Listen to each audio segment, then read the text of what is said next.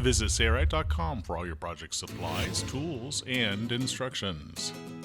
In this tutorial video, we're going to show you how to tie off your top stitching so you don't see the unsightly reversing that typically people have.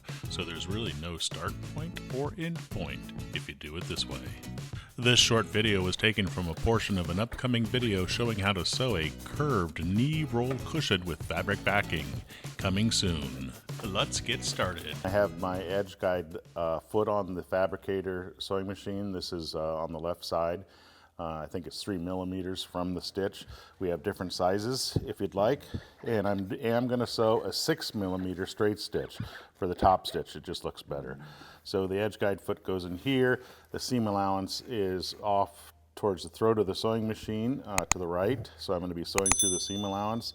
I'm not going to do any reversing here because we're going to tie the stitches together when we come around. So just pull the fabric apart left and right, and the edge guide foot pretty much does this job for you.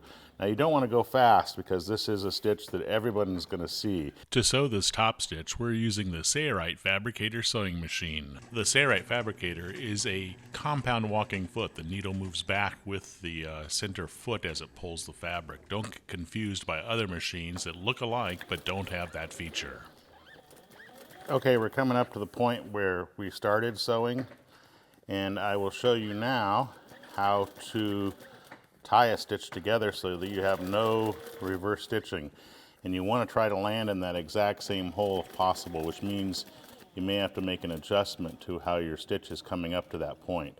I'm going to try to land in that first hole, and I'm going to do this by hand, and I'm going to lift my foot if I need to. Looks like I'm going to land right in it, which is exactly what I want. If I needed to, I'd just lift this up, and yeah, I'm landing right in it. So I've landed in the hole, and then I'm just going to have my needle come up and stop right there. I'm going to pull out my fabric like this, and I'm going to leave a tail. I want to make sure I leave a tail so I can tie this. So I'm going to cut it here and here. So we have these two threads at the top. We're going to flip this over to the underside because we want to pull those through to the bottom side.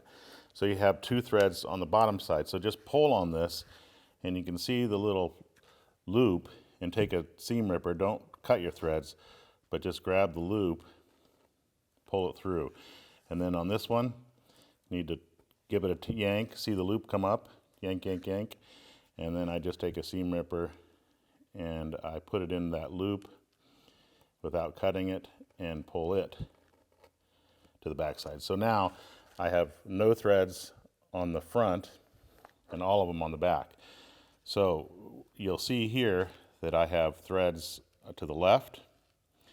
I have a thread to the left, I have a thread to the right, and I have two threads in the middle. So grab one of the threads, it doesn't matter which, and tie it to the one on one side.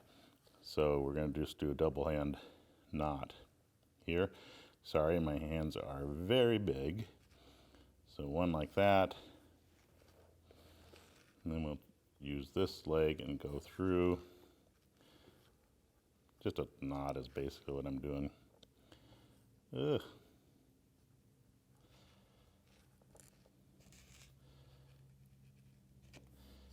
And we tied it and cinch it down hard like that, okay?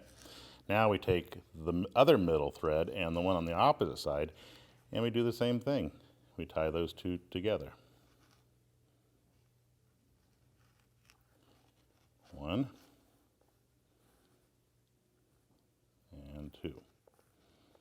And so now we have a top stitch that has no reversing. You can't really tell. I can tell a little bit because the stitch length is a little bit different, but that looks awesome. I'm just going to use a thread burner to kind of melt or mushroom the ends of the threads a little bit to keep them from coming undone. Here we go. If you like this video, be sure to give it a thumbs up and subscribe. I'm Eric Grant, and from all of us here at Sayrite, thanks for watching.